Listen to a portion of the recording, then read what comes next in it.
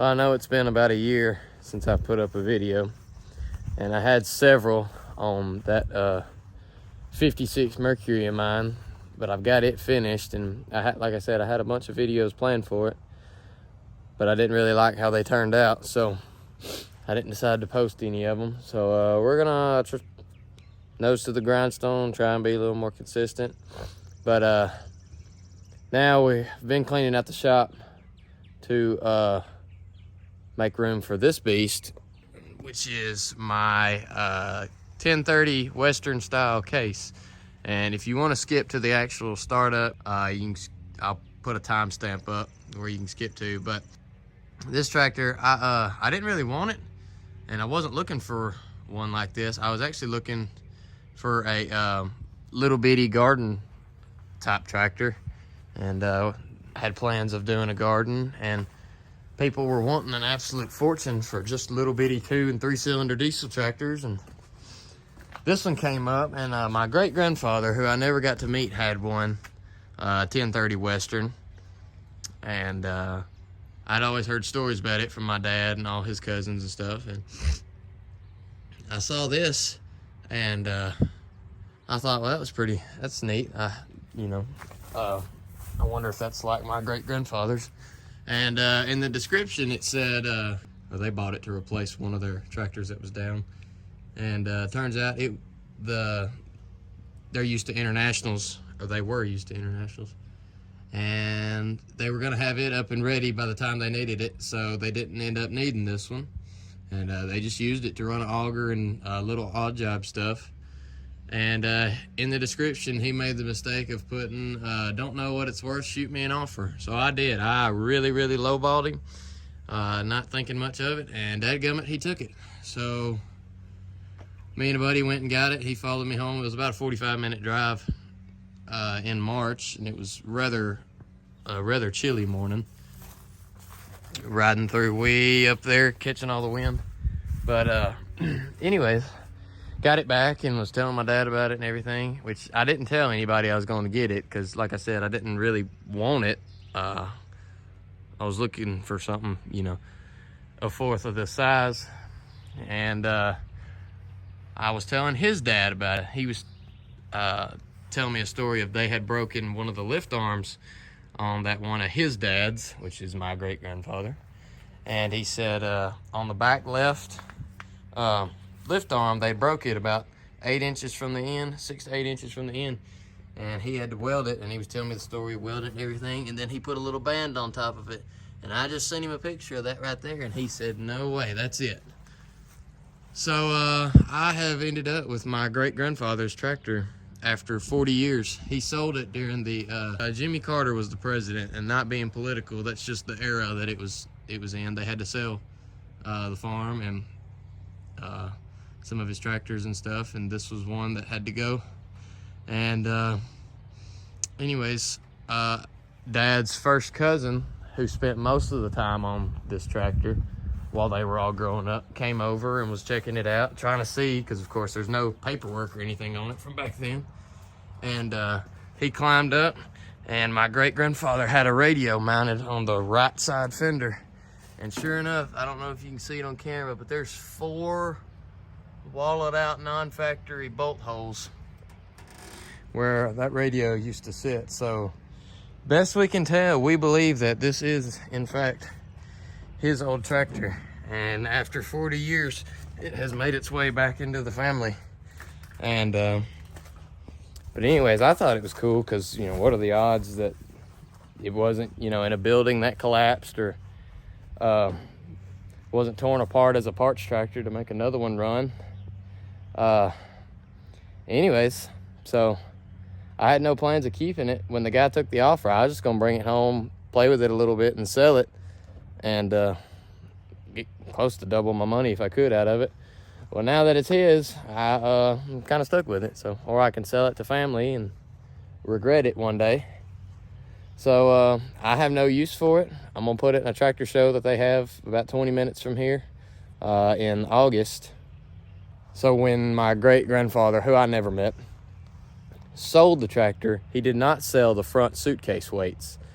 And this one didn't come with weights, and the original weights for it are still over at his house, which is now owned by my grandfather. They're still sitting over there, so it's pretty cool. We were gonna go put them on it, and what was it? Oh, the bolts on the front were about 3 inches too short to go all the way through all 3 of the weights. So I was driving it back from that, and it's not this side, but I'm not gonna walk around. So these tractors have dry brakes, and they're all inside this drum looking thing. And on the other side, well, this side's a little wet too, but the other side coming out of the boot right here when I got back was hydraulic fluid. I mean, it wasn't dripping, it was running down, shooting out. And so anyways, it's been sitting for about 2 months now because of that. And I'm just now, once I tear it apart, I can't move it. And hydraulic fluid is so expensive, and I don't have a use for it, so I haven't been real motivated to do it. But anyways, that's what we're doing today, is we're gonna put it inside the shop and get it torn apart, so that way we can get it fixed and it'll be good to go. So I'm gonna put some hydraulic fluid in it, check fluids and stuff, and we'll get it fired up and we'll get it moved in there. Now, to get the 56 Merc out of the way, I'll set y'all up for a cold start. It's been a couple days, almost a week actually.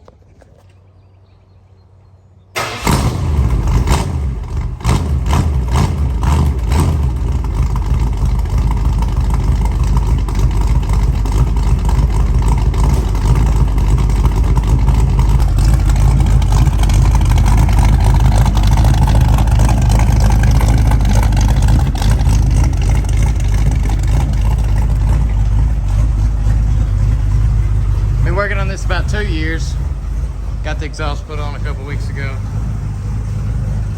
Powered by a 351 Windsor Ford motor. Power brakes, all new brake lines,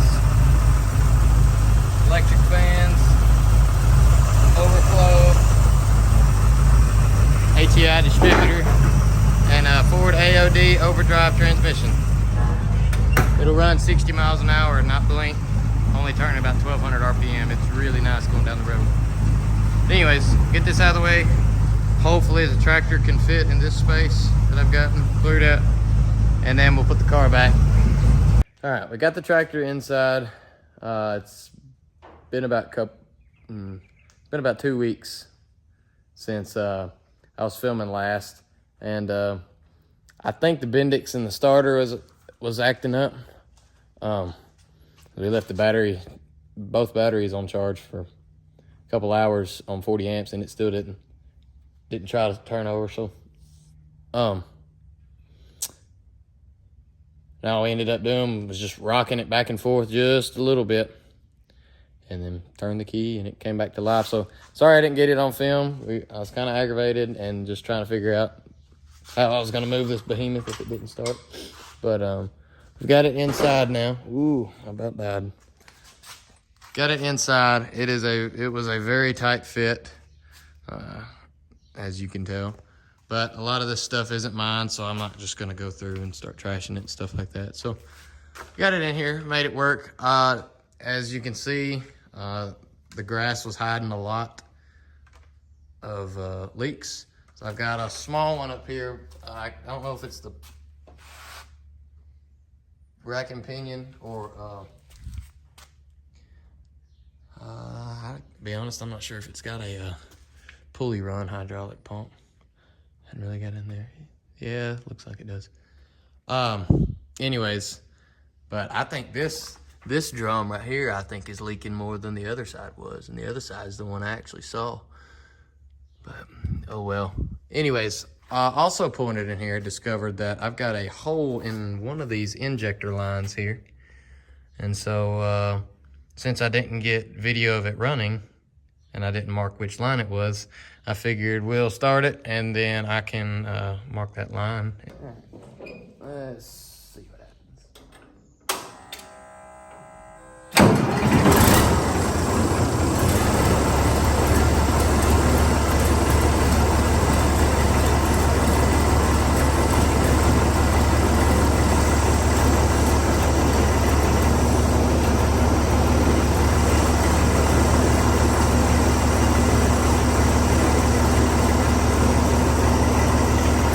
Purrs like a kitten.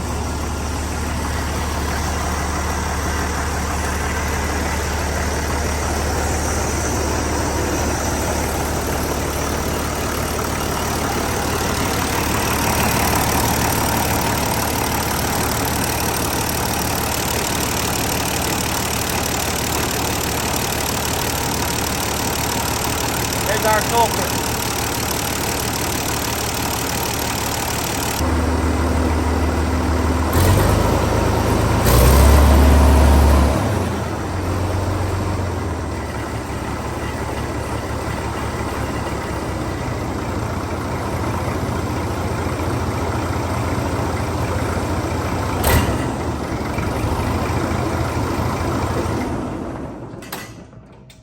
Alright, I couldn't get it marked because they're all bunched in together, and I was just going to use a zip tie to mark it, but I've got video footage of it now, so I can always revert back to that if I forget, but I'm not going to fool with it now. But I mean, you can see it's leaking enough to saturate that part of the block. And I also noticed you can still kind of see some residual, but it's also leaking that spot. So I don't know if I've got two of them that's leaking or what. Anyways, I'm gonna pull that one off and we'll just go with that because I didn't need this tractor in the first place. Like I said earlier in the video, it just kind of came about. But I gotta admit, it is pretty cool, and we're gonna work out all the little nooks and crannies and try and get it close to restored and maybe have a nice little show tractor. But yeah, we'll probably be seeing some more of this thing, not because it's giving me any issues or anything, but because it's car show season. So we'll take you around to some of that. But I know I've said it before, I'm gonna try and be a lot better about filming some of the stuff I do. But if you like what you see, subscribe, and we'll get another video of one of these little toys out. Thanks for watching. Y'all have a good one.